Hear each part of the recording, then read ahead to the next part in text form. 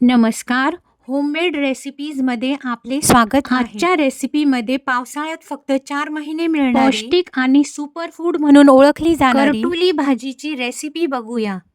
लागणारे साहित्य: पाव किलो करटुली, 1 कांदा, जिरे, मोहरी, हिंग, हळद, लाल मिरची पावडर, गरम मसाला, कांदे लसूण मसाला, धने पावडर, 2 टेबलस्पून खोबरे कीस, 2 मोठे चमचे तेल, मीठ चवीनुसार, कढीपत्ता, कोथिंबीर. प्रथम करटुली स्वच्छ धुवून घ्यायची आहेत. नंतर गोलाकार फोडी करून घ्यायच्यात. थोड्या थोड्या जाड बिया काढून घ्यायच्यात.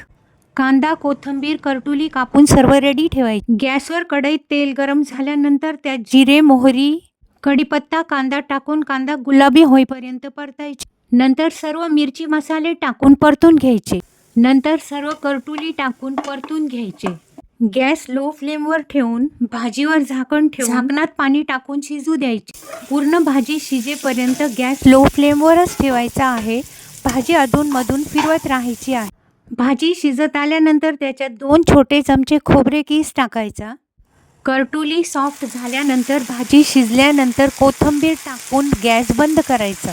करटुली पौष्टिक असतात, त्यात प्रोटीन्स असतात, रोग प्रतिकार शक्ती वाढविण्यास मदत करतात. ही भाजी अवश्य खावी. हेल्दी खा, आनंदी रहा आणि रेसिपी आवडल्यास लाईक अँड सबस्क्राईब करा. धन्यवाद.